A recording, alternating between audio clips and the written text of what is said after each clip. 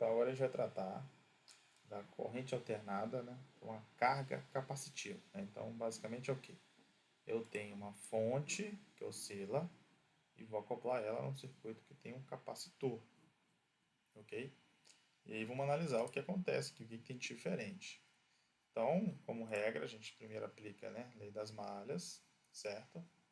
E a gente conclui então que a carga no capacitor ela é a capacitância vezes a tensão no próprio capacitor, tá? Essa tensão do capacitor então vai ser a própria tensão da FEM. Então aqui a gente vai ter um VC amplitude máxima vezes um seno de ômega t. Então essa função aqui é similar, onde esse VC, né, assume o papel da FEM máxima, tá? Se você deriva em relação ao tempo para você conseguir descobrir a corrente, você chega então que a derivada do seno vai ser um ômega d multiplicando aqui a derivada de seno da cosseno, certo? Como eu estou querendo analisar todas as variáveis em termos de uma única projeção, ou seja, só o seno, eu sei, fazendo uma análise trigonométrica, né, identidade trigonométrica, que cosseno e seno eles são a mesma coisa com exceção de uma fase, certo? Então essa função aí, essa corrente, ela vai ser um seno de ômega t mais uma constante que depois a gente vai definir, tudo bem? Mas por enquanto guarde essa informação. Se eu pego essa equação aqui da corrente, beleza? E comparo com a definição de corrente, eu sei que isso aqui vai ter que ser o quê? Vai ter que ser, essa amplitude aqui vai ter que representar o quê? Uma tensão que divide uma resistência, né? A tensão já está aqui, ó. Então, o inverso desse ômega vezes a capacitância, isso vai me dar algum tipo de resistência, né? Então, fazendo essa comparação, eu concluo o seguinte. Esse 1 sobre ômega dc, isso que a gente chama de reatância capacitiva. Reatância é como se fosse a resistência do capacitor, né? Isso agora é um conceito novo que a gente está apresentando, que só faz sentido dentro desse tipo de circuito, um circuito que tem uma tensão alternada, né? Uma fonte que vai gerar uma corrente alternada, tá? E qual que é a ideia? Resistência é a dificuldade da passagem de corrente elétrica, né? Reatância é um conceito mais amplo que vai pegar essa dificuldade, só que do ponto de vista do capacitor, né? Como o capacitor ele está influenciando ali nessa passagem de corrente elétrica. E a gente verifica que quanto maior for a capacitância, menor será a reatância e, portanto, mais fácil é a corrente elétrica passar por ele, né? Do contrário, quanto menor for a capacitância, né, maior será a reatância, ou seja, mais difícil, tá?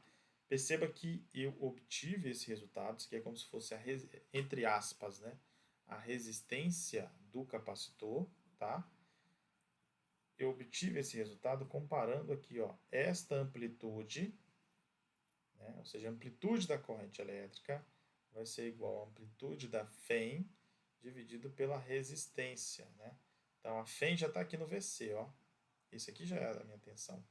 Então esse ômega sobre D, esse ômega D vezes C, ele vai ser 1 sobre a resistência, onde que essa resistência eu estou chamando de XC, minha reatância capacitiva, ok?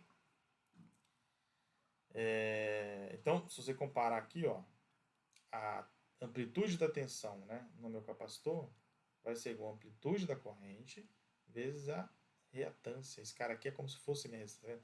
Essa equação, quando eu escrevo nesse formato, fica mais explícito que este termo ele tem um papel de resistência do capacitor, né? Só que, de novo, isso só faz sentido no circuito de corrente alternada, né? No circuito quando você tem uma fonte alternada, uma tensão alternada, tá? Porque se você não tem esse ômega aqui, ele deixa de existir e esse termo também deixa de existir. Tudo bem? Né? Aí vamos lá, seguindo aqui com a nossa análise. A gente acabou de definir aqui uma espécie de, entre aspas, resistência do capacitor, né?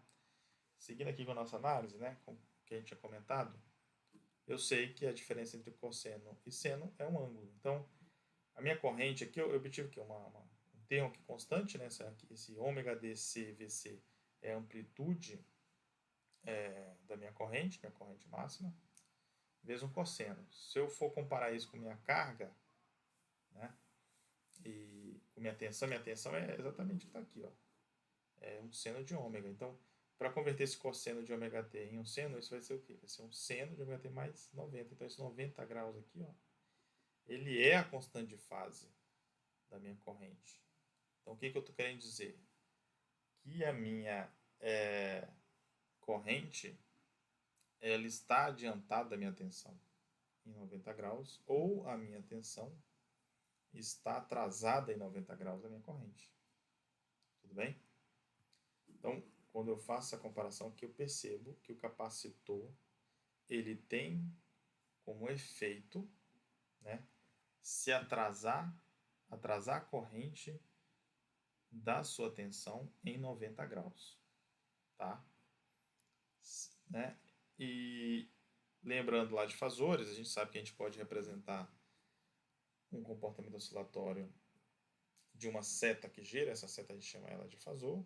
Eu vou ter o seguinte, ó, em vez de eu ter o comportamento da minha corrente, né, em amarelo aqui, quase laranja, né, eu tenho o comportamento da minha tensão. Então, o capacitor, ele vai ter uma tensão que está atrasada de 90 graus da sua corrente, ou uma corrente que está adiantada em 90 graus da sua tensão.